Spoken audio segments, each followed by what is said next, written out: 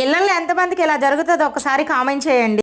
సాయంత్రం మా ఆయన ఫోన్ చేశాడు. ఏం చేస్తున్నావు అన్నాడు. ఏం చేయలేదబ్బా, ఎప్పుడే పని అయింది, ఏంటో చెప్పన్నాను. అసలే ఎండలు ఎక్కువగా ఉన్నాయి, నీకు అసలే ఫోన్ పిచ్చి, టీవీలు పిచ్చి ఎక్కువ, పిల్లలు జాగ్రత్త అన్నాడు. పిల్లలకి టయానికి ఫుడ్ పెట్టి నిద్రపిచ్చి ఎండల్లో తిప్పకు అని చెప్పి అన్నాడండి. ఆ ఒక్క మాటకు ఒళ్ళు మండిపోయింది నాకు. మా ఆయనకి నాకు పెద్ద డిషుం అయిందనమాట. నువ్వేమన్నా వచ్చి చూసావా, ఇంటి పని వంట పని బాధ్యత అంతా నాదే కదా అన్నాను. అవునవునులే, భలే బాధ్యతలు మోస్తున్నావు, ఎప్పుడు ఖాళీయే కదా అన్నాడు. ప్రపంచంలో నాకు నచ్చని ఒకే ఒక పదం ఖాళీ అండి.